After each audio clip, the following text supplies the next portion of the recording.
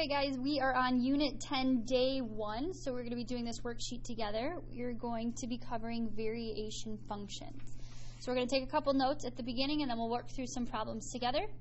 So let's start with those. So the first thing I'm going to give you guys is just the phrase. So we're going to say that a function varies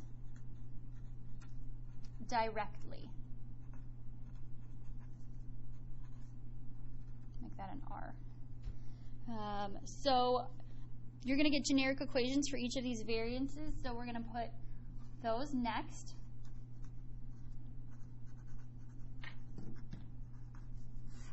And so if it varies directly, it's just going to look like this. You're going to have y equals k times x.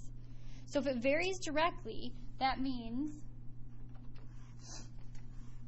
as your x is increasing, so is your y. So that would be for our direct variation. If it varies inversely, our equation would read y equals k over x. So then if our x is increasing, then our y would be decreasing.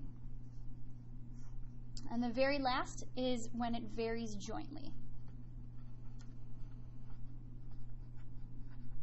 So that means z equals k times x times y.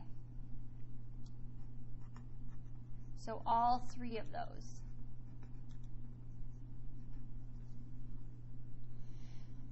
So let's look at our sample problem for number 1. It says the information given states y varies directly is x. So write the direct variation function.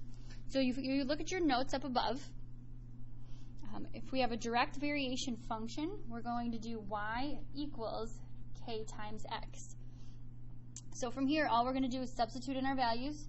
So 24 equals k times 6. So we'll get our k alone. And k equals 4. So k equals 4, so that means our equation would be y equals 4x. So y equals 4x is our solution here. So we're going to kind of do another part to this. I'm going to put a little note over here on the side. So we are going to find y when x equals 2. So we're going to take this and we're going to plug it back in here. So if our x equals 2, we're going to do y equals 4 times 2. So y equals 8. So same thing for number 2. We have the same equation, or we have different variables here, but we're still varying directly. So same thing again, y equals k times x. So we'll substitute in 3 equals k times 12. So we'll divide both sides by 12. So k equals 1/4. So now we're going to take this y equals 1/4 x. And we're going to move on to part B for this one as well. So we're going to find y when x equals 2. So we'll do y equals 1/4 times 2. So y equals 1/2. So let's take a look at number 3 and number 4. So this time it says y varies inversely as x. So we have y equals 4 and x equals 5. So we will use our equation. Look back up at the top of your notes. Remember, we have it up here. It says inversely, so y equals k over x. So we'll do that back down here on 3. Y equals k over x. So for number 3, we would do 4 equals k over 5. K equals 20. So now we take that and we put it back into our equation here. So we have y equals 20 over x right there. So we'll do a part B for this one as well.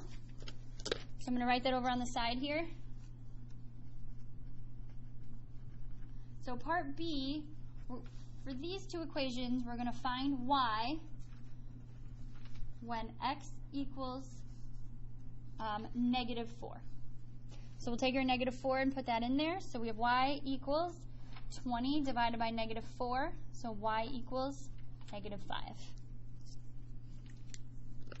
And let's do the same thing for 4. We have y varying inversely as x. So we will do y equals k over x. So we'll plug in our values there. So we have 1/2 equals k over 6. So we end up with k equals 6. So we're going to multiply that by 1/2, so k equals 3. So once you get this, we'll plug that back in. So we have y equals 3 over x.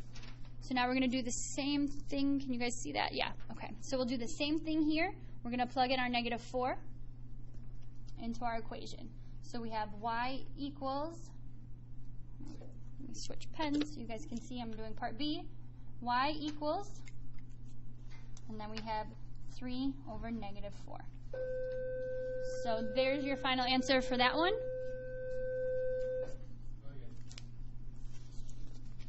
All right, so let's move on to the second page here. Okay.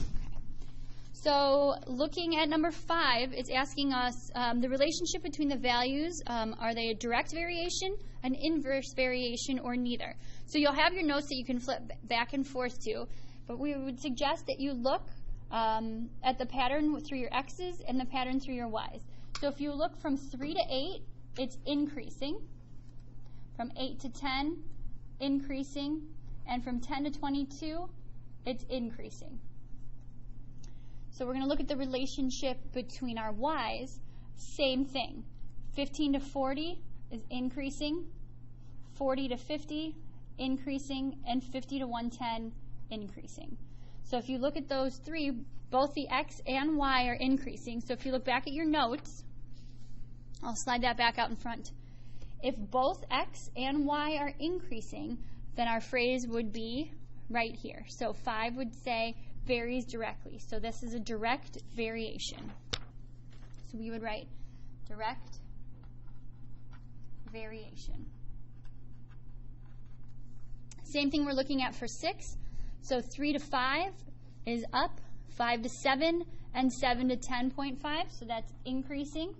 And then look at our x's. So we have 14 down to 8.4, down to 6, and down to 4.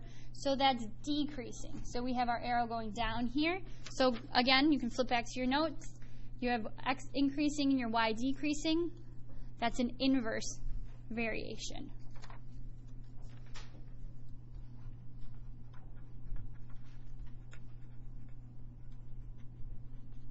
So that's the answer for 6. And 7, z varies jointly with x and y. So write the function when x equals 2, y equals 3, and z equals 60. So we're going to just take all of those variables and plug them in. So our equation from our notes says z equals k times x times y. So let's take what we know here. So we have 60 equals k times 2 times 3. So that ends up being 60 equals 6k. So we'll divide both sides by 10, or by 6, and then we get k equals 10. So k equals 10, so we would write z equals 10xy. So we can do part B again here. So this time let's do part B. We're going to find z when x equals 2 and y equals negative 3.